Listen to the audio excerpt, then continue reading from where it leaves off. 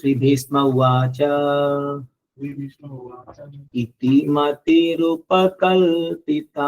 वितृष्णा भगवती सात्वत पुंगवे विभूमि स्वसुखमुपगते क्वचिद् विहर्तुं प्रकृतिमुपेयुषि यद्भवा प्रवाहा।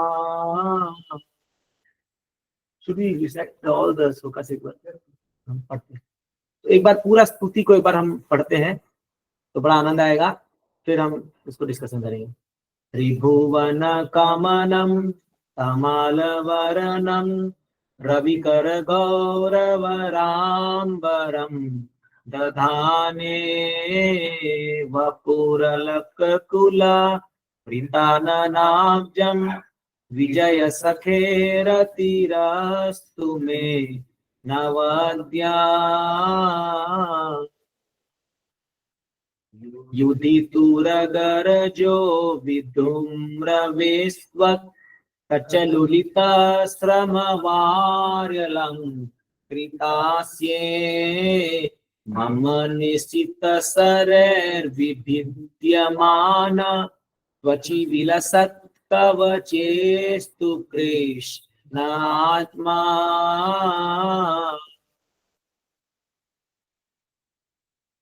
सपदि सखी वचो निशम्य मध्ये निज परयोर्बलयोरथं निवेश्य स्थितवती परसे निकायुरक्ष्णा कृतवती पार्थ सखेरति ममास्तु।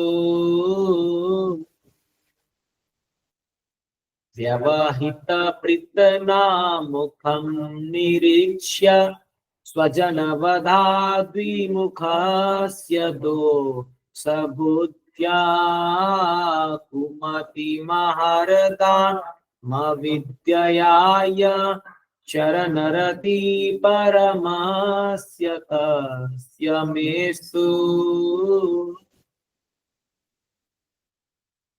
स्वनिगम अपहाय मत्प्रतिज्ञा मृतमधिकर्तुं अप्लुप्तोरतस्तस्ता धृतरथचरणोऽभ्ययाचलद्गो हरिरिव हन्तुमिमं गतो तरीया।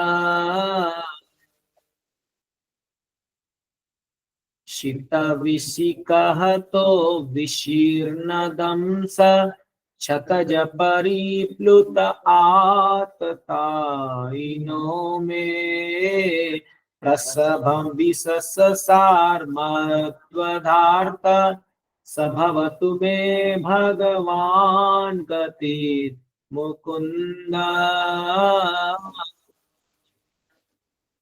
विजय रथ कुटुम्ब आततोत्रे धृतयरसिमनिता श्रिये शनीये भगवतीरतिरस्तु मे मुमूर्षो यमिह निरीक्ष्य हतागथा स्वरूपा।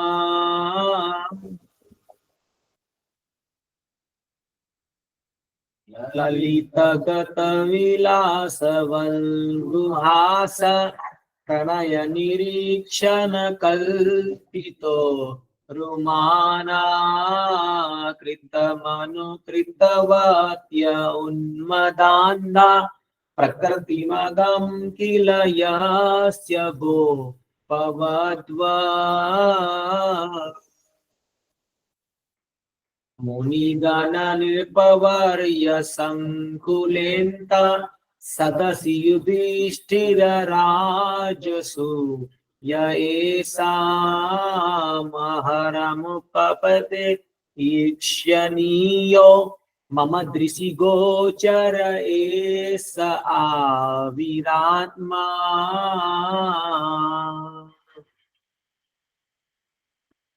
तमिमहमजमं शरीरभाजां हृदि हृदि धिष्ठित आत्मकल्पितम् पितानां प्रतिदृशमिव नैकधार्कमेकं समधिगतोऽस्मि विदुतभेदमोहा समधिगतोऽस्मि विदुतभेदमोहा।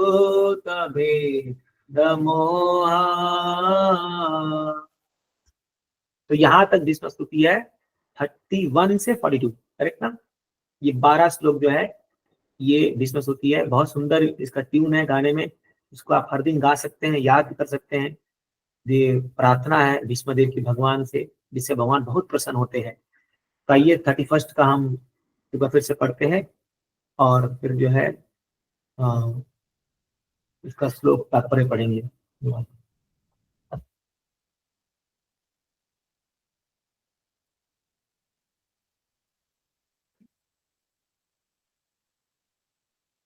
1 सेकंड जस्ट खत्म।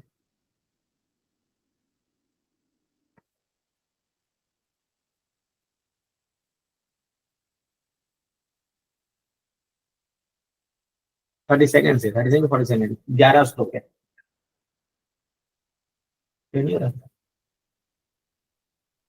श्लोक तो मुझे ये तो याद है।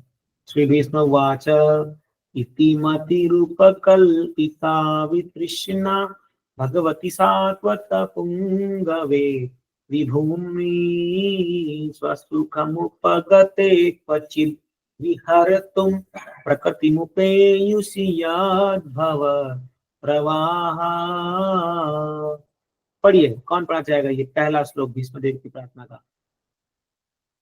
हरे कृष्ण प्रभु जी। यस, पढ़िए माता जी।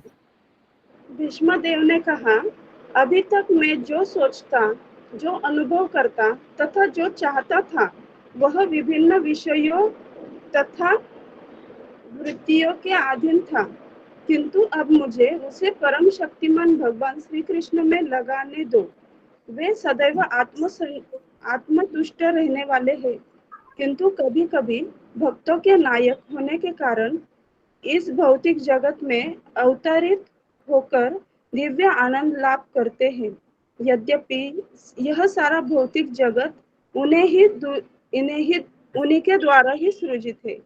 तात्पर्य, चूंकि भीष्मदेव एक राजपुत्र कुरुवंश के मुखिया, महान सेनापति तथा क्षत्रियों के अग्रणी थे, अतएव उनका मन अनेक विषयों में बटा रहता था और उनका चिंतन, अनुभूति तथा उनकी इच्छाएं विभिन्न बातों में लगी रहती थी।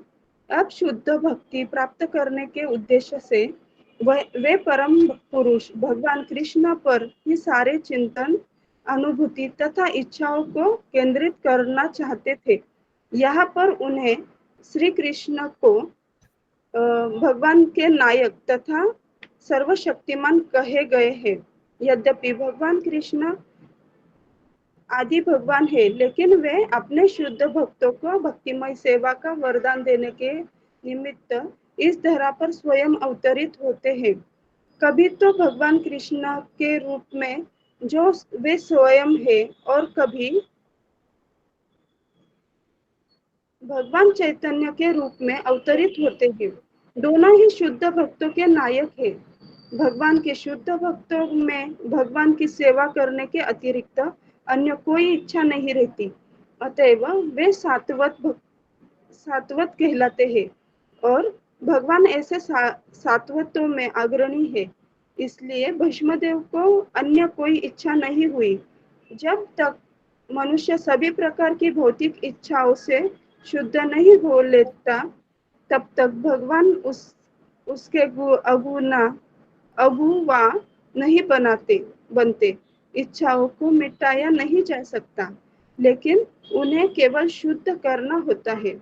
भगवत गीता में स्वयं भगवान ने पुष्टि की है कि वे भगवान की सेवा में निरंतर लीन रहने वाले शुद्ध भक्त को उसके हृदय के भीतर से उपदेश देते हैं। ऐसा उपदेश किसी भौतिक हेतु के लिए नहीं, अपितु अपने घर भगवान के धाम वापस जाने के लिए दिया जाता है। भगवत गीता 10.10 भगवान सामान्य व्यक्ति के लिए जो भौतिक प्रकृति पर अपना प्रभुत्व दिखाना चाहता है, न केवल उसकी इच्छा पूर्ति करके उसके कार्यों के साक्षी बनते हैं, अपितु वे अभक्तों को भगवत धाम जाने के लिए कभी कोई उपदेश नहीं देते। विभिन्न जीवों, भक्तों तथा अभक्तों के साथ भगवान के व्यवहार में यही अंतर है। वे समस्त जीवों के अग्रणी है। जिस प्रकार राजा बंदियों तथा स्वतंत्र नागरिकों का समान रूप से शासक होता है, लेकिन भक्तों तथा अभक्तों के प्रति उनके व्यवहार भिन्न भिन्न होते हैं। अभक्त लोग भगवान से कभी कोई उपदेश ग्रहण करने की परवाह नहीं करते, इसलिए वे उनके विषय में मौन बने रहते हैं। यद्यपि वे उनके सारे कार्यों के साक्षी बनकर उन्हें अच्छा या बुरा फल देते रहते हैं, भक्तगण इस भौतिक अच्छाई बुराई से परे होते हैं। वे आध्यात्म पथ पर अग्रसर होते रहते हैं, अतएव उन्हें किसी प्रकार की भौतिक इच्छा नहीं रहती। भक्त यह भी जानते हैं कि श्री कृष्ण ही आदि नारायण है, क्योंकि भगवान श्री कृष्ण ही अपने पूर्णांश से कारणोदकशाही विष्णु के रूप में प्रकट होते हैं, जो सारी भौतिक सृष्टि के मूल स्रोत है। भगवान अपने शुद्ध भक्तों के साथ संगति करने को भी इच्छुक रहते हैं और उन्हीं के लिए वे इस धरा पर अवतार लेकर उन्हें जीवन दान देते हैं। भगवान खुद की इच्छा से प्रकट होते हैं, वे प्रकृति की परिस्थितियों से बाध्य नहीं होते, अतएव उन्हें विभु या सर्वशक्तिमान कहा गया है, क्योंकि वे प्रकृति के नियमों से कभी नहीं बनते। हरे कृष्ण प्रभु जी। थैंक यू माता जी। हाँ, श्लोक कहिए, बहुत सुंदर श्लोक है ये, और ये ही हमारा गोल है, द गोल ऑफ लाइफ। अभी भीष्मदेव बस शरीर छोड़ने वाले हैं और अंतिम समय आ चुका है, तो वो पहला प्रार्थना क्या करे, इति मति उपकल्पिता विकृष्णा। इति मति, मति मतलब हमारे सोचने समझने, थिंकिंग फीलिंग विलिंग, और सोचने थिंकिंग, फीलिंग मतलब महसूस करना, और विलिंग मतलब इच्छाएं। ये तीनों चीज का जो कंबाइंड जो इफेक्ट है उसको कहते हैं मति। तो इति मति उपकल्पिता विकृष्णा, हे भगवान अब जो मेरी मति है, और उपकल्पित का मतलब है इन्वेस्टेड, हे भगवान मेरी मति वितृष्णा, तृष्णा मतलब इंद्रिय भोग की विषय वस्तु में फंसे रहने वाली जो मति है, वह उससे हट करके आपके चरणों में लगे।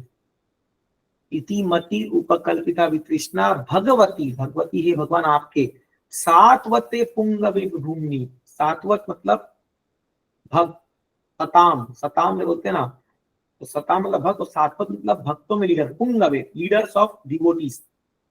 तो आप जो है, आप स्वयं जो है, आप सभी भक्तों के लीडर हैं। और विभूमि का मतलब है महान, आप बड़ी, विभू, विभू मतलब बड़ी महान हो आप। तो हे महान भगवान जो सभी भक्तों के आप स्वामी हो, मेरी मति जो विभिन्न प्रकार के इंद्र तृप्ति में अब तक फंसी हुई थी, क्योंकि भीष्मदेव यहाँ पर अब तक राजा के पोजीशन पे रहे हैं और पूरा जो है हस्तिनापुर के पूरा राज कारोबार को संभाला है उन्होंने, तो अलग अलग चीज, पॉलिटिक्स, डिप्लोमेसी, ये सब चीज में उनकी मति फंसी हुई थी। लेकिन अब वो क्या चाह रहे हैं, प्रार्थना कर रहे हैं, भगवान अब मेरी मति पूरी ये सभी जगहों से हट करके आपके चरणों में आ जाए। अब वो क्या बोल रहे हैं, क्यों आ जाए, स्वसुखम उपगते, हे भगवान आप ऑल्दो आप सेल्फ सेटिस्फाइड हो, आपको किसी तरह का नहीं, स्वसुखम, स्वसुखम मतलब आप अपने आप में बड़े सुखी हो, बड़े सेटिस्फाइड हो। उपगते, उपगते मतलब है आपने वो स्थान अटेंड कर लिया है कि आप जो है पूर्णतया से सेल्फ सेटिस्फाइड हो। क्वचित भी तुम, लेकिन फिर भी कभी कभी, क्वचित मतलब कभी कभी, कभी कभी विहर्तुम में आपके अपने दिव्य आनंद के लिए प्रकृति उपेयुषी, आप इस भौतिक जगत में अवतरित होते हो। यद भव प्रभाव, ऑल्दो यद भव, बड़ा इंटरेस्टिंग विष्णु ने कह रहे हैं, ऑल्दो यद भव मतलब आपके ही अंदर से ये भौतिक दुनिया निकला है। You are the creator of this world. प्रभा, अहम सर्वस्व प्रभो मत्त सर्वम प्रवर्तते, इसका मतलब ये है यद भव प्रभा का, भगवान से ही ये पूरी दुनिया सृष्टि बनी है और भगवान से ही सब कुछ निकलता है। जितने भी चीज आप दुनिया में देख रहे हो, यद यद विभूति मत सत्वम श्रीमद ऊर्जितम एव वा, भगवान गीता में कहते हैं जो भी चीज दुनिया में तुम वंडरफुल देख रहे हो वो सब मेरे से निकला है। यद यद विभूति मत सत्वम, मेरे से निकला है। तो ऑल्दो ये दुनिया पूरी आपसे बनी हुई है, आपके ही एनर्जी का एक ही स्रोत, ये क्या बोलते हैं, मैनिफेस्टेशन है, प्रवाह है, लेकिन फिर भी आप इस प्रकृति में आते हो। क्यों? क्वचित विहर्तुम, विहर्तुम मतलब विहार करना। कभी कभी आप आनंद लेने आते हो, तो भगवान किससे आनंद लेंगे? अपने भक्तों के साथ आनंद लेंगे। तो यहाँ पर वही श्लोक आता है, परित्राणाय साधुनां विनाशाय दुष्कृतां। दो कारण से भगवान धरती पर आते हैं, एक है साधुओं की रक्षा करने के लिए, दूसरा है दुष्टों का नाश करने के लिए। पर विनाशाय दुष्कृतां, धर्म संस्थापनार्थाय संभवामि युगे युगे। लेकिन उसमें मुख्य कारण क्या है? भक्तों को आनंद देने के लिए आप आते हो। द ग्रेटेस्ट प्लेजर जो भगवान को मिलता है वो अपने भक्तों के साथ आदान प्रदान करने में मिलता है। ये दुष्ट राक्षसों को तो भगवान ऐसे ही मार सकते हैं, हिरण्यकशिपु, रावण, इन लोग को मारने के लिए भगवान को बड़ा कोई कष्ट लेने का दरकार नहीं है, ऐसे ही मार सकते हैं उनको। लेकिन आप अपने भक्तों के साथ वो आदान प्रदान करने के लिए प्रकट होते हो इस दुनिया में। ऑल्दो ये दुनिया आपसे ही निकली है, ये सब कुछ जब भगवान से निकली है, तो जैसे कोई वस्तु हमारी है, हम तो जब चाहे उसका भोग कर सकते हैं, उसको आनंद कर सकते हैं, बट स्टिल भगवान इसी दुनिया में आते हैं प्लेजर लेने के लिए। ऐसे भगवान के चरणों में मेरा मति लग जाए, this is the goal of life. हम लोगों को ऐसा भक्ति प्रैक्टिस करना है कि हमारी मति भगवान के चरणों में लगे। अभी हमारी मति जो है 10,000 चीज में फंसी पड़ी है, इधर उधर इधर उधर उधर की बात है, लेकिन फिक्स्ड गोल वयसात्मिका बुद्धि एकेह कुरु नंदन। भगवान गीता में कहते हैं जिस व्यक्ति की बुद्धि व्यवसात्मिका होती है उसका गोल एक ही होता है। वयसात्मिका बुद्धि एकेह कुरु नंदन बहु शाखा अनंताश्च बुद्धयो अव्यवसायिना। जिसकी बुद्धि अव्यवसायी है वो बहु शाखा, बहुत जगह इधर उधर फैली हुई है। इसलिए as devotees we must try, हम लोग को प्रयास करना चाहिए हमारी मति एक फिक्स्ड होकर के कृष्ण चरणों में लग जाए। इसीलिए हम देवी देवताओं की उपासना को सेकेंडरी मानते हैं या हम उनको एनकरेज नहीं करते। क्यों? क्योंकि अगर आपको मति 10 जगह लगेगी तो आप एक तरफा जो है आप भक्ति नहीं कर पाओगे। और भगवान वही डिमांड करते हैं, सर्वधर्मान परित्यज्य माम एकम शरणम व्रज, एकम, ओनली मी। तो इसलिए क्या है, as devotees, Krishna devotees, we must be very careful हमारी मति कहाँ जा रही है। तो इसको बार बार हमको कृष्ण चरणों में लाना है। वो कैसे होगा? अगेन अगेन भागवतम पढ़ के, भक्तों के संग में आकर के, नाम जप करके, संकीर्तन करके, मंदिर में आकर के, जब हम बार बार कृष्ण कृष्ण कृष्ण कृष्ण करते रहेंगे तो धीरे धीरे एक दिन मति कृष्ण के चरणों में जाएगी, ये अपने आप होगा। इसको प्रैक्टिस करना पड़ता है। हाँ, इसको प्रैक्टिस, जैसे आपको कथा पता होगा कि एक बड़ा ही बुद्धू बालक था, वो उसको स्कूल से निकाल दिया गया था, तो अपने गांव जा रहा था, तो एक चबूतरे पर वो रस्सी को देखा, पुली को देखा, तो सडनली उसको स्ट्राइक किया कि रस्सी के आने जाने से एक चबूतरा, ऑल्दो रस्सी जो है, रोप जो है, वो एक चबूतरा जो कि सीमेंट का बनता है उससे कमजोर होती है, बट वो कमजोर रस्सी बार बार सीमेंट पर घिसने से सीमेंट पे दाग बना देती है, निशान बना देती है। तब ये फेमस श्लोक वहां से आया था, करत करत अभ्यास ते जड़मती होत सुजान, रसरी आवत जात ते सिल पर पड़त निशान। हम लोग पढ़े थे बचपन में, आप भी पढ़े होंगे। तो अभ्यास से ये होगा। तो इसीलिए अभी हम सबको अभ्यास करना है, भक्ति का अभ्यास करना है। ये कोई एक टाइम का नहीं है, बस आज बहुत कीर्तन श्रवण हो गया कल भूल जाए फिर। अभी मंदिर आए, 2-4 घंटा नाच लिया, कूद दिया, फिर 2 महीना तक आए, ऐसा नहीं होता भक्ति। हर दिन प्रयास करना है, हर दिन 16 माला जप करना है, हर दिन भागवतम पढ़ना है, हर दिन भगवान की उपासना करनी है, हर दिन भक्तों के, अगर पॉसिबल हो तो भक्तों के सानिध्य में रहना है।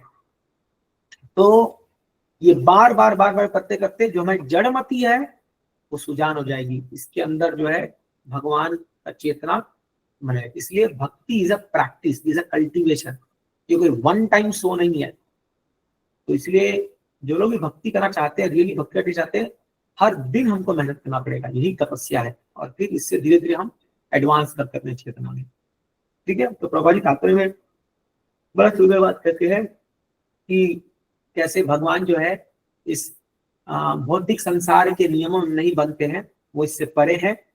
और भगवान जो है हमेशा दिव्य स्तर पर रहते हैं, इसलिए उनके कार्यकलाप कभी भौतिक स्तर पे नहीं आना चाहिए हमें। ठीक है, चलिए अगला श्लोक पढ़ेंगे। भगवान के सुंदर रूप का वर्णन आने वाला है इस श्लोक में। त्रिभुवन कमलम कमलवरनम रविकर गौरवराम्बरम ददाने वपुरलकुलावृताननाब्जं विजय सखेरतिरस्तु मे नवद्या। बड़ा सुंदर भगवान के रूप का वर्णन है। त्रिभुवन कमलम कमलवरनम। कौन पढ़ना चाहेगा? पढ़िए इसको। हरे कृष्ण प्रभु जी, मैं पढ़ती हूँ। पढ़िए माता जी। भगवान श्री कृष्ण अर्जुन के घनिष्ठ मित्र हैं। वे इस धरा पर अपने दिव्य शरीर में प्रकट हुए हैं, जो तमाल वृक्ष सदृश नीले रंग का है। उनका शरीर तीनों लोकों, उच्च, मध्य तथा अधोलोक में हर एक को आकृष्ट करने वाला है। उनका चमचमाता पीताम्बर तथा चंदन की चित्रावली से सज्जित मुख कमल मेरे आकर्षण का विषय बने और मैं साकाम फलों की इच्छा न करूं। तात्पर्य ऐसी भक्ति वेदांत श्रील प्रभुपाद जी। जब श्री कृष्ण स्वेच्छा से इस धरा पर प्रकट होते हैं, तब वे अपनी अंतरंगी शक्ति के माध्यम से ऐसा करते हैं। उनके दिव्य शरीर के आकर्षक अंगों को देखने की इच्छा तीनों लोकों अर्थात ग्रह मंडल के उच्चस्थ, मध्यस्थ तथा अधोलोकों में होती है। ब्रह्मांड भर में कहीं भी भगवान श्री कृष्ण जैसे सुंदर शारीरिक लक्षण वाला कोई नहीं है। अतएव उनके दिव्य शरीर को भौतिक रूप से निर्मित किसी वस्तु से कुछ सरोकार नहीं है। अर्जुन को यहाँ विजेता कहा गया है और भगवान श्री कृष्ण को उनके घनिष्ठ मित्र। कुरुक्षेत्र युद्ध के पश्चात सरसैया पर लेटे भीष्मदेव भगवान श्री कृष्ण की वेशभूषा का स्मरण कर रहे हैं, जिसे वे अर्जुन के सारथी रूप में धारण किए हुए थे। जब अर्जुन तथा भीष्मदेव के बीच युद्ध चल रहा था, तब भीष्मदेव का ध्यान भगवान श्री कृष्ण की चमचमाती वेशभूषा की ओर आकर्षित हुआ और इस प्रकार वे अप्रत्यक्ष रूप में अपने तथाकथित शत्रु अर्जुन की प्रशंसा भगवान श्री कृष्ण को अपने मित्र के रूप में प्राप्त करने हेतु कर रहे थे। अर्जुन सदा ही विजेता रहा, क्योंकि श्री भगवान उनके सखा थे। भीष्मदेव इस अवसर का लाभ श्री भगवान को विजय सखे अर्जुन के मित्र संबोधित करके उठाते हैं, क्योंकि श्री भगवान अतीव प्रसन्न होते हैं जब उन्हें उन भक्तों के साथ जोड़कर पुकारा जाता है जो उनके विभिन्न दिव्य रसों से जुड़े हुए हैं। जब भगवान श्री कृष्ण अर्जुन के सारथी थे, तब सूर्य की किरणें श्री भगवान के वस्त्रों पर पड़कर चमक रही थी और ऐसी किरणों के परावर्तन से उत्पन्न सुंदर छटा भीष्मदेव से भुलाए भी नहीं भूल रही थी। महान योद्धा के रूप में वे वीर रस में भगवान श्री कृष्ण से अपने संबंध का आस्वादन कर रहे थे। विभिन्न रसों में से किसी भी रस में श्री भगवान के साथ दिव्य संबंध होने पर भक्त सर्वाधिक आनंद प्राप्त करते हैं। अल्पज्ञ संसारी मनुष्य जो श्री भगवान के दिव्य रूप में अपने आप को संबंधित दिखाना चाहते हैं, वे सीधे ही ब्रजधाम की गोपियों का अनुकरण करते हुए माधुर्य रस का दिखावा करते हैं। श्री भगवान के साथ ऐसा खोखला प्रेम संबंध सांसारिक व्यक्ति की कुत्सित भावना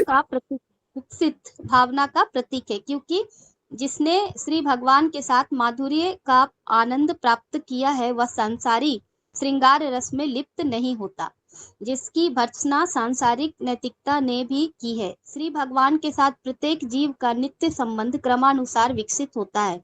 परमेश्वर के साथ जीव का वास्तविक संबंध 5 प्रमुख रसों में से किसी एक में हो सकता है और निष्ठावान भक्त के लिए इनमें कोई अंतर नहीं पड़ता। भीष्मदेव इसके जीते जागते उदाहरण है। तो हमें ध्यानपूर्वक समझना चाहिए कि महान सेना नायक श्री भगवान से किस प्रकार दिव्य रूप से जुड़े हुए हैं। हरे कृष्ण प्रभु जी। Thank you. तो ये बहुत सुंदर भगवान के दिव्य रूप को अगर आपको स्मरण करना है तो इस श्लोक को याद कर सकते हैं। त्रिभुवन कमनम, त्रिभुवन मतलब पूर्वलोक, मध्यलोक और जगन्य लोक, तीनों लोकों में कमनम, जिसकी कामना तीनों लोग करते हैं। कल मैं बता रहा था कथा में कि कैसे जब भगवान इस धरातल को छोड़ के गए तो तीनों लोग के, खास करके ऊपर स्वर्ग के लोग, महालोक, जनलोक, उनके लोग भगवान को अपने अपने लोक में बुलाने के लिए स्वागत माला लेके खड़े हुए थे, लेकिन भगवान साइंस से पार हो गए।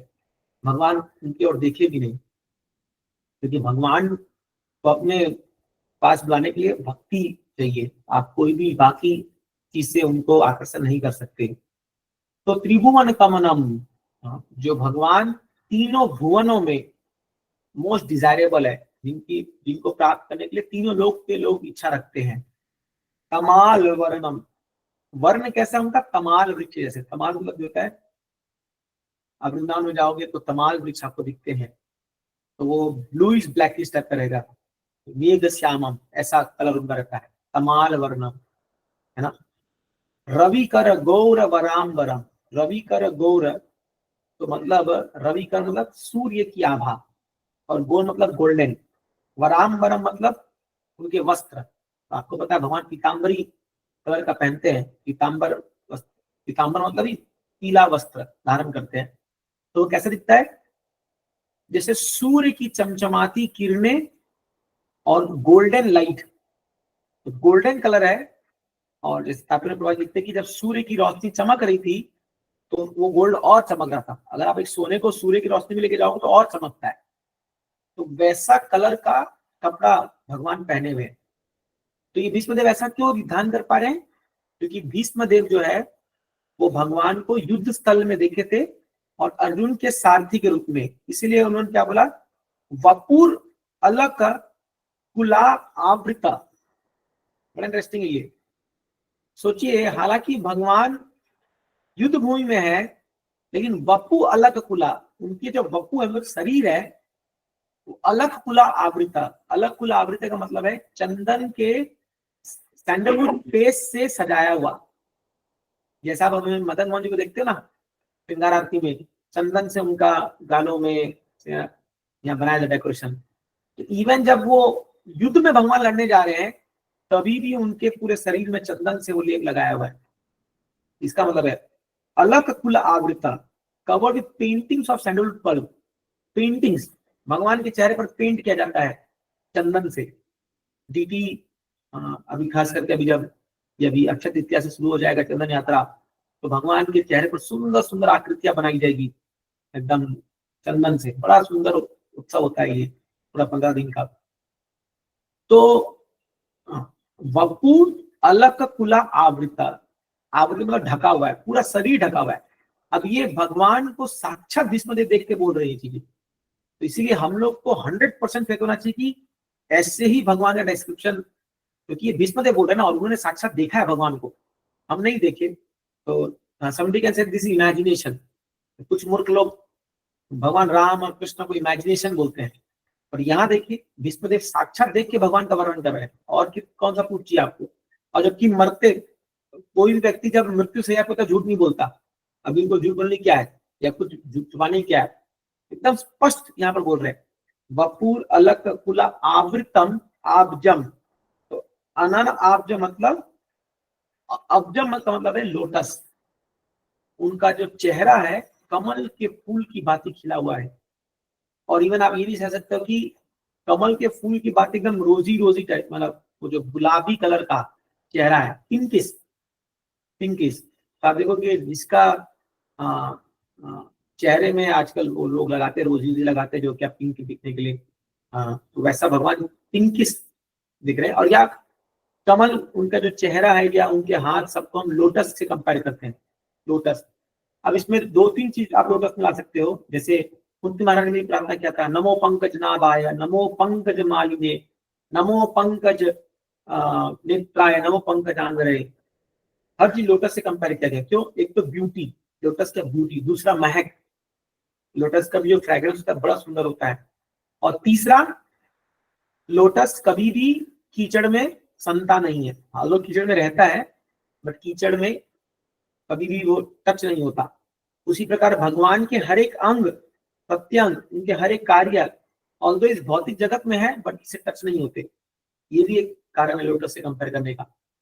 तो इसीलिए क्या बताया गया, कुलावृतम अनन आब्जम विजय सखे, आप अर्जुन के सखा हो, विजय सखे। या अर्जुन को विजय क्यों कहा गया है? क्योंकि यत्रो पार्थ धनुधरा, यत्रो, जहां पर कृष्ण है और जहां अर्जुन है वहां विजय होना आवश्यक है, 100% होगा। तो वो अर्जुन को विजय पर्सोनिफाइड वो बता रहे हैं कि, और बिकॉज आप अर्जुन के साथ हो तो उसका विजय होना निश्चित था, विजय तो होना था। क्योंकि ये जो भीष्मदेव बोल रहे हैं, ये अर्जुन युद्ध जीत चुका है, महाभारत खत्म हो चुका है, उसके बाद ये श्लोक बोला जा रहा है। तो बिकॉज आप यत्र योगेश्वरो कृष्ण यत्र पार्थ धनुधर तत्र स्त्री विजय नीति ध्रुवा इति ममा, इति मति ममा, मेरा मत है, संजय कहता है। ये जहां पर योगेश्वर कृष्ण है और जहां पर धनुधर पार्थ है, वहां पर ये स्त्री मतलब ऑपुलेंस, नीति मतलब जो है डिसिप्लिन या नैतिकता, और या विजय, ये होना आवश्यक है। ये तीनों चीज हमेशा रहेगा। तो इसलिए बोले विजय सखे, आप जो है अर्जुन के सखा हो। रतिर अस्तु में अनवद्या, ये भगवान मेरी रति आपके इस सुंदर रूप में मेरी रति लग जाए। रति मतलब न अति, तो और चीज पे नहीं, आपके अंदर विशेष रूप से आपके इस फॉर्म में, इस रूप में मेरा राग उत्पन्न हो जाए। राग उत्पन्न होना मतलब पता है, एक विशेष अट्रैक्शन।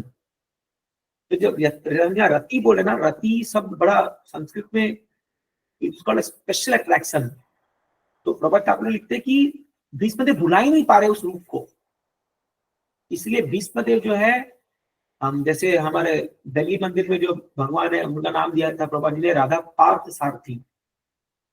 तो ये जो पार्थ सारथी का रूप है, ये जो है वीर रस के आस्वादन के लोगों के लिए है, क्योंकि भगवान युद्ध समय, तो भीष्मदेव को जो अर्जुन तीर मारा था तो वो किस रूप में भगवान को देखे थे? वो सुंदर रूप, जब भगवान एक हाथ में घोड़े की कमान पकड़े हुए हैं, एक हाथ में छड़ी पकड़े हुए हैं, और एकदम राजा के ड्रेस में पहने हुए, और अर्जुन के सखा और सारथी के रूप में खड़े हुए हैं। तो भीष्मदेव डायरेक्ट भगवान को देखते थे। तो जब अर्जुन का रथ भीष्मदेव का रथ सामने सामने था, तो भगवान को उस रूप में भीष्मदेव देखे थे, तो वो रूप बैठ गया था भगवान उसके मन में। और एनी भीष्मदेव तो वीर रस के ही आस्वादन करता है, तो इसीलिए भीष्मदेव को ये रूप उनके मन में बैठ गया। तो इसलिए कोई भी रूप जो आपको भा रहा है, भाता है मन में भगवान का, वो रूप को हमें अपने मन में बैठा लेना चाहिए। दिस इज कॉल्ड रति। रति मतलब अटैचमेंट टू दैट फॉर्म। तो अभी से अगर हम प्रैक्टिस करेंगे ऐसा अटैचमेंट, तो लाइकलीहुड है कि अंत काल में हमें वही रूप स्मरण आएगा भगवान का। इसलिए हम बार बार मदन मोहन जी को दर्शन करेंगे तो मदन मोहन जी का ही रूप बार बार हमको स्मरण आएगा, हम लोग को जो है हमारे मन में वो बैठ जाएगा वो रति। क्या बोलते हैं? रति अस्तु में अनवद्या, पढ़े अनवद्या मतलब without desire for fruiting results. ये भगवान मेरा आपके मन, आपके रूप में ऐसा रति बैठे कि मेरी आपसे कोई कामना ना हो, कोई फ्रूटिव कामना ना हो। जनरली जब लोग मंदिर में आते हैं और वो भगवान के सामने जाते हैं या भगवान से अटैचमेंट जोड़ते हैं, तो उनके मन में कुछ भौतिक इच्छा होती है, मेरा ये काम बन जाए, ये हो जाए, वो हो जाए, ऐसा हो जाए। और यहाँ जिस कार्य है मुझे बिल्कुल भी चाहिए। क्यों? क्योंकि अभी मैं शरीर छोड़ने वाला हूँ, और अभी अगर मेरे फ्रूटिव रिजल्ट मेरे मन में आ जाएगा तो मुझे अगला शरीर धारण करना पड़ेगा। इसलिए let my attraction go to you without any desire in my heart और एनी फ्रूटिंग थिंग, कुछ नहीं चाहिए और जस्ट ये आपका जो रूप है ये मेरे सामने आता रहे। हाँ, दामोदर अष्टकम में गाते ना ये। कौन सा श्लोक है, कौन बोल सकता है इसमें? ये आता है कि जस्ट भगवान आपका, हाँ, बाल गोपाल का रूप केवल मेरे सामने आते रहे। पूरा महीना हम लोग ने गाया था दामोदर अष्टकम। एनीबॉडी? इदं ते वपुर्नाथ गोपाल बालम सदा मे मनस्या वीरास्तम की मन्ये। ऐसे श्लोक आता ना जो, तो सदा में मनस्या विरासतम की मन्ये, मेरे को और क्या चाहिए, और कुछ नहीं चाहिए। इदम ते वपुरनाथ गोपाल बालन, भगवान आपका एक गोपाल बाल का जो रूप है, ये जो दामोदर का जो रूप है जिसमें आप एक एक ओखल से बंधे हुए हो रस्सी से, ये रूप सदा, एकदम कार्तिक महीना याद आ गया मेरे को, तो सदा ये जो है मेरे मन में स्फुरित होते रहे। क्या सुंदर है। This is desire, this is called prayer. ये प्रेयर शुद्ध भक्त लोग करते हैं। भगवान कैसे भी करके आपका रूप मेरे मन में बैठ जाए, कैसे भी करके। अब इसके लिए प्रैक्टिस करना होगा। जब बार बार हम भगवान के रूप, लीला, सौंदर्य को पढ़ते जाएंगे, सुनते जाएंगे, सुनते जाएंगे, सुनते जाएंगे, मन में छप जाता है वो चीजें। और जब वो छपता है तो फिर हमारे मन में वो घर कर जाता है। This is what this there is desire. तो इसीलिए हम लोगों को इसको प्रैक्टिस करना होगा। इसीलिए आपके जो भी फेवरेट डिटी हैं उनका फोटो को अपने घर में रखिए और बार बार दर्शन कीजिए। अपने लैपटॉप के स्क्रीन पर, मोबाइल के स्क्रीन पर, जहां जहां भी आप ऐसा व्यवस्था कीजिए कि आपको बस भगवान भगवान दिखते जाए, दर्शन होते जाए बार बार। तो ये लाइक हमारा मन में ऐसा बैठ जाएगा। ठीक है, और एक श्लोक पढ़े। चलिए, टेक्स्ट नंबर 34।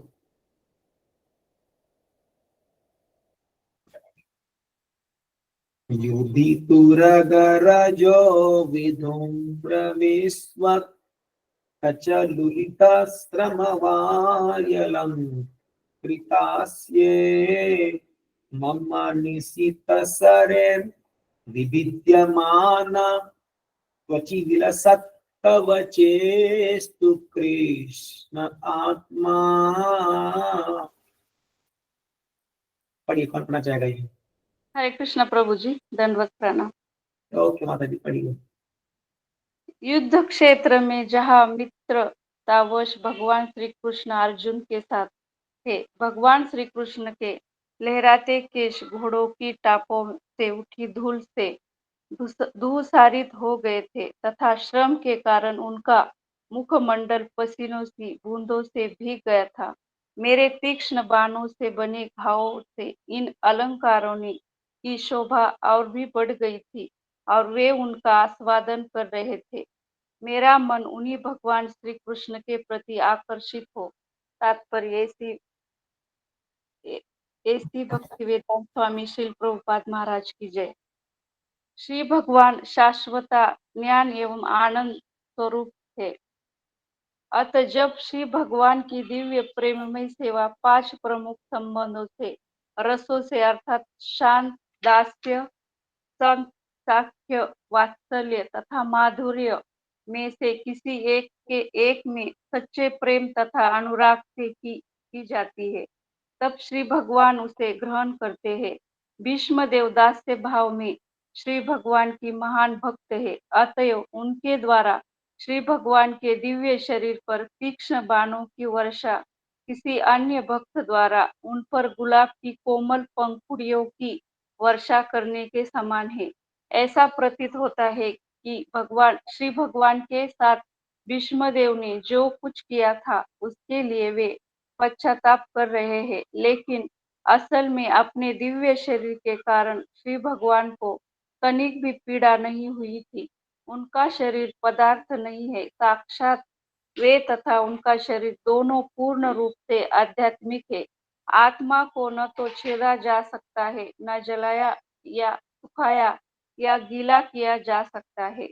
इसकी विशद व्याख्या श्रीमद् भगवद गीता में की गई है। स्कंद पुराण में पुराण में भी ऐसा की कथन मिलता है। उसमें कहा गया है कि आत्मा सदैव कल्मशहीन तथा अविनाशी है, न तो उसे कष्ट दिया जा सकता है, न ही उसे सुखाया जा सकता है।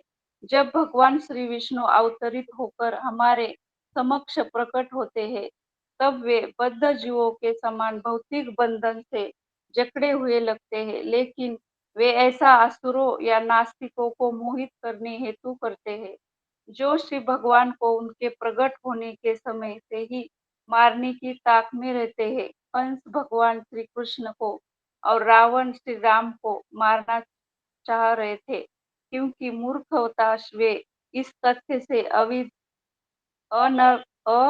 अनभिज्ञ थे कि श्री भगवान कभी मारे नहीं जा सकते, क्योंकि आत्मा का कभी विनाश नहीं होता। अतएव भीष्मदेव द्वारा भगवान श्री कृष्ण के शरीर को बाणों से भेदना अभक्त नास्तिकों के लिए एक मोहजनक समस्या है, लेकिन जो भक्त या मुक्त आत्मा है, वे मोहित नहीं होते। भीष्मदेव ने श्री भगवान से अत्यंत करुणामय स्वभाव की प्रशंसा की, क्योंकि उन्होंने अर्जुन को अकेले नहीं छोड़ा। यद्यपि भीष्मदेव के बाणों से वे विचलित थे, न ही उन्हें भीष्मदेव की मृत्युशैया के निकट आने में कोई संकोच हुआ। यद्यपि भीष्मदेव ने युद्ध भूमि में उनके साथ दुर्व्यवहार किया था, इस दशा में भीष्मदेव का पश्चाताप तथा श्री भगवान का करुणामय स्वभाव दोनों ही अद्वितीय है। महान आचार्य तथा श्री भगवान के माधुर्य रस के भक्त श्री विश्वनाथ चक्रवर्ती ठाकुर ने इस संबंध में बहुत महत्वपूर्ण बात कही है। वे कहते हैं कि भीष्मदेव के तीक्ष्ण बाणों से श्री भगवान के शरीर में बने घाव उन्हें प्रबल कामेच्छा से प्रेमिका द्वारा उनके शरीर को काटने से बने घावों की तरह आनंददायक लग रहे थे। प्रेमिका द्वारा इस प्रकार काटा जाना, चाहे शरीर में घाव ही क्यों न करे, कभी भी शत्रुता का प्रतीक नहीं माना जाता। अतएव श्री भगवान तथा उनके भक्त भीष्मदेव के बीच जो युद्ध हुआ, वह दिव्य आनंद का आदान प्रदान था। वह किसी भी प्रकार से भौतिक नहीं था। इसके अतिरिक्त, क्योंकि श्री भगवान का शरीर तथा श्री भगवान अभिन्न है, अतएव परम पूर्ण शरीर में घाव होने की कोई संभावना नहीं थी। नुकीले बाणों से बने तथाकथित घाव सामान्य व्यक्ति को चकराने वाले हैं, लेकिन जिसको थोड़ा भी परम ज्ञान है, वह वीर रस में किए गए इस दिव्य आदान प्रदान को समझ सकता है। भीष्मदेव के तीक्ष्ण बाणों से बने घावों से श्री भगवान अत्यंत प्रसन्न थे। विभिद्यमान शब्द अत्यंत महत्वपूर्ण है, क्योंकि श्री भगवान की त्वचा श्री भगवान से भिन्न है, क्योंकि हमारी त्वचा हमारे आत्मा से भिन्न है। अतएव हमारे लिए विद्यमान अथवा रगड़ खाया एवं कटा शब्द अत्यंत उपयुक्त होगा। दिव्य आनंद कई प्रकार का होता है, और इस जगत में जितने भी कार्यकलाप है, वे दिव्य आनंद के उल्टे प्रतिबिंब मात्र है, क्योंकि इस संसार की हर वस्तु सांसारिक है, अतएव वह दोषपूर्ण है। लेकिन परम जगत में प्रत्येक वस्तु एक ही परम स्वभाव की होने के कारण वहाँ दोष रहित विभिन्न प्रकार के आनंद है। श्री भगवान को अपने महान भक्त भीष्मदेव द्वारा उत्पन्न घाव आनंद प्रदान कर रहे थे, और क्योंकि भीष्मदेव वीर रस के भक्त है, अतएव वे उसी घायल दशा वाले भगवान श्री कृष्ण पर अपना ध्यान स्थिर करते हैं। हरे कृष्ण प्रभु। थैंक यू माता जी। ये यहाँ पर जो है भगवान कृष्ण युद्ध भूमि में कैसे प्रतीत हो रहे हैं, उसका वर्णन किया गया है। युधि तुरग, तुरग मतलब घोड़े, युधि मतलब युद्ध के स्थल पे। रज विधूम्र विस्वक, तो जब घोड़े दौड़ रहे थे तो उनके दौड़ने से जो धूल उड़ रही थी भगवान के चेहरे पे जाके लग रही थी। तो विस्वक, कच, कच मतलब हेयर, बाल, लुलिता, और भगवान के बाल बिखरे हुए थे, स्कैटर्ड, ठीक है। श्रमवारी, श्रम मतलब मेहनत करना, और श्रमवारी मतलब पसीना निकलना। तो भगवान, एक तो बाल बिखरे हुए थे, ये धूल उड़ रही थी, और भगवान मेहनत कर रहे थे ना भाई, घोड़े चला रहे थे, तो उस मेहनत से पसीना निकला था। तो पसीना निकल करके और जो ये धूल भगवान के सिर पे चिपक रही थी, पसीना निकला चिपक थी, तो ये रूप और सुंदर भगवान का लग रहा था। जैसे हम पांडुरंगा बोलते हैं ना, तो वो रूप कैसा है, गाय के खूर से धूल उड़ती है और जो भगवान के चेहरे पर चिपकती है, तो उसका नाम रहता है पांडुरंगा। यहाँ पर घोड़े के खूर से, घोड़े के दौड़ने से जो धूल निकल रही है वो चिपक रही है। अलंकृता, ये जो धूल आपके चेहरे पर पसीने में चिपक रही है वो मुझे अलंकार के समान लग रही है। इट्स लाइक ज्वेलरी, चमक रहा है। जब हमारे चेहरे पर धूल लगता है तो हम धूल जैसे दिखेंगे, बट भगवान का चेहरा इतना सुंदर है, इतने ब्यूटीफुल है भगवान की धूल भी चिपकती है भगवान के चेहरे पर, तो भगवान और सुंदर दिखते हैं। दिस इज कॉल्ड एब्सोल्यूट, ये है एब्सोल्यूट ब्यूटी है भगवान। कोई भी चीज जो है वो, अरे कोई भी चीज जो है वो भगवान के शरीर के संपर्क में आती है तो वो वस्तु सुंदर बन जाती है। जैसे भूषण भूषणांगम भगवान को कहा गया, युद्ध कहते हैं थर्ड कैंटो में, कि भगवान के शरीर में जो भी भूषण आभूषण लगते हैं वो आभूषण सुंदर बन जाते हैं क्योंकि वो भगवान के शरीर में, नॉट दैट भगवान सुंदर बनते हैं उनसे। तो बट एनी हाउ, तो इसलिए यहाँ पर इवन धूल चिपक रहा है, भगवान बड़े सुंदर लग रहे हैं। फिर वो क्या कहते हैं, अलंकृत आस्ये मम निशित सरेर, और तो और ऊपर से क्या है, जब मैं तीर मार रहा था, मम निशित मेरे द्वारा छोड़ा गया जो तीर है, शार्प एकदम नोकीला, सरे सरे मतलब एरो, उससे क्या हुआ, विविध्यमान, वो भगवान से को भेद रहे थे। मैं ऐसा शार्प तीर मार रहा था, जिसमें कहते हैं जो भगवान के शरीर को जाकर के भेद रहे थे और भगवान के शरीर से खून निकल रहा था। विविध्यमाना त्वची, त्वची मतलब त्वचा, स्किन, उनके चमड़ी से विलसत, उनको खून निकल रहा था लेकिन उनको मजा आ रहा था। विलसत मतलब विलास, विलास मतलब एंजॉय करना। हाँ, कवचे अस्तु कृष्ण आत्मा। हाँ, तो ऐसे कृष्ण में मेरा मन लगे जो कि मेरे द्वारा एक शार्प तीर को भेदने पर भी उनको मजा आ रहा था, उनको बड़ा आनंद आ रहा था। Villous was enjoying my sharp arrows. कभी क्या आप बोलोगे, अरे खून कैसे निकाल सकते हैं, भगवान से दिव्य है। लीला के अंतर्गत भगवान खून भी निकाल सकते हैं शरीर से, है ना। जैसे भगवान ऋषभदेव मल त्यागते थे तो उसका मल का खुशबू 80 किलोमीटर ज्यादा था, ऐसा लिखा हुआ है। 80 किलोमीटर तक भगवान ऋषभदेव के मल का खुशबू जाता था, बदबू नहीं, खुशबू। इवन अभी किसी का बदबू कितना दूर नहीं जाएगा, लेकिन खुशबू दिव्यता है। इसलिए when we talk about Krishna, everything is transcendental, हर कुछ दिव्य है।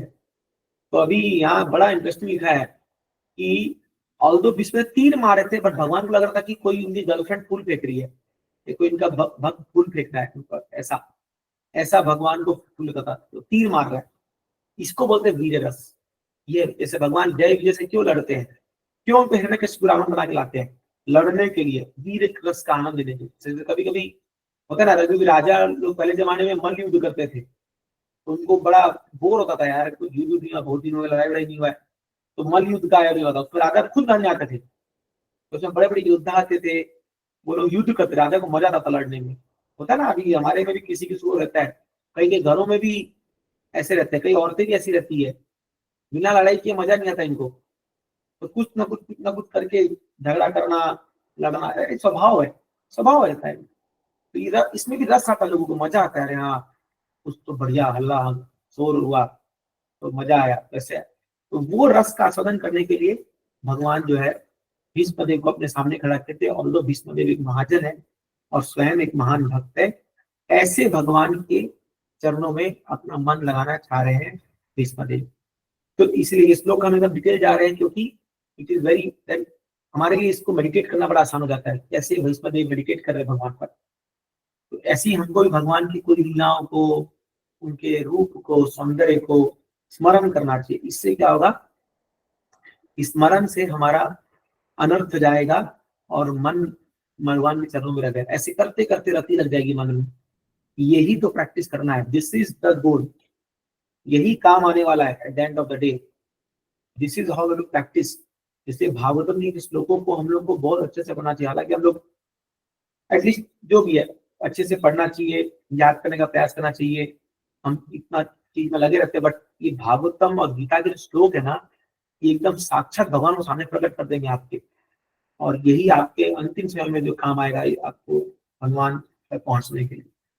तो इसलिए आज हमने 3 श्लोक का वर्णन किया, बड़ा अच्छा श्लोक था ये। आप याद करने का प्रयास कीजिए इनको घरों में, एक श्लोक याद कर लीजिए एटलीस्ट, ये सेकंड वाला, त्रिभुवन कमलम तमाल वर्णम रवि कर गौर वरांबर बधाने वपुर लकला कुलालार्जन विजय सखीरतिरस्तु में, ये जो है ये श्लोक एटलीस्ट हम याद कर सकते हैं। तो इससे क्या होगा, एटलीस्ट थोड़ा तो हमको 2-4 श्लोक याद हो जाएंगे, तो स्तुति के बड़ा अच्छा होगा।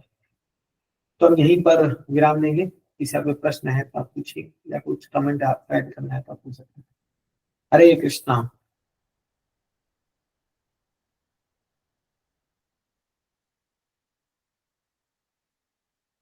ठीक है, सब लग रहा है स्मरण में चले गए, सब भगवान को याद करेंगे, अच्छी बात है। थोड़ा याद कीजिए भगवान को, बहुत प्यूरिफाइंग होता है।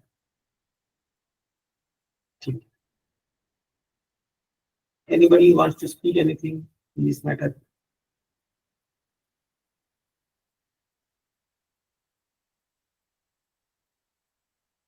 हरे कृष्णा प्रभु जी। कोई बात नहीं। था ये विष्णु पिता तभी जैसे लिखा था कि ये सब संसारिक नहीं था, जो भी था सब दिव्य प्रेम था भगवान का।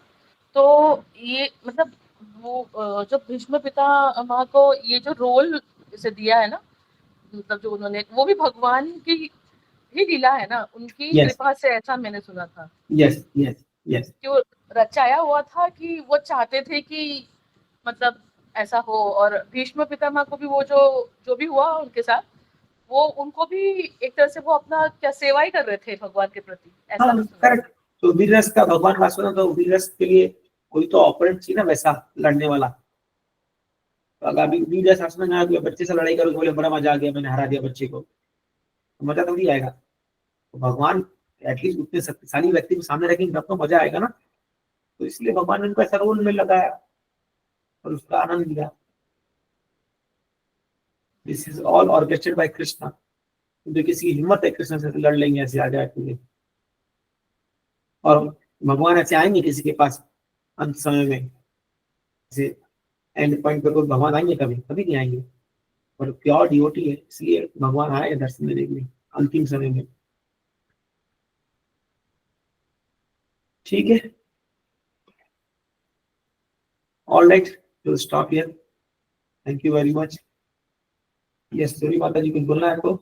यस यस प्रभु जी लास्ट क्लास में आपने बोला था ना कि हम नेक्स्ट उसमें भीष्म स्तुति करेंगे, तो फिर मैंने उसे उसी दिन लिखा और पूरा भीष्म स्तुति पढ़ा और विद मीनिंग लिखा, और एटलीस्ट मैं डेली एक बार तो पढ़ लेती हूँ। तो ये बहुत अच्छा रियलाइजेशन देता है, मतलब बहुत अच्छा। आप कैसे कनेक्ट, एक बहुत जो आपका अगर कभी भी ऐसा कनेक्शन आपको लगे कि हाँ कम है या फिर कुछ ऐसा मटेरियलिस्टिक ज्यादा हो गया, तो उसे पढ़ के बहुत ही ज्यादा अच्छा फील आता है, मतलब आप डीप कनेक्शन फील करते हैं। तो एटलीस्ट मैं डेली एक बार पढ़ रही हूँ तो बहुत ही अच्छा फील हो रहा है, Yes, मतलब it's very ऐसा good. अभी आज। Very good. एटलीस्ट जब तक हमें विष्णु भी पढ़ रहे हैं भागवतम में, तो आप सब लोग एक बार तो रिसाइट कर सकते हैं इसको। 11 श्लोक की है, खाली 2-4 श्लोक याद भी हो जाएंगे तो आपको बड़ा, आपके लिए बड़ा फायदेमंद है। भागवतम का एक एक श्लोक प्रभुपाद जी कहते हैं ट्रांसजेंडर है कि वो हमें डायरेक्ट कनेक्ट करा सकता है भगवान कृष्ण से डायरेक्ट। तो इसलिए हम पढ़ सकते हैं इसको, बहुत अच्छा है ये। भागवतम की स्तुतियां जो है बहुत ही बहुत बहुत ऊंचे लेवल तक हमको लेके जाती है, कनेक्ट करती है भगवान से। It's very nice, thank you. All right, so stop here. Thank you so much. ग्रंथ श्रीमद् भागवत महापुराण की जय। जय जय गौर प्रेमानंदे हरि हरे कृष्ण प्रभु जी। हरे कृष्ण। प्रणाम।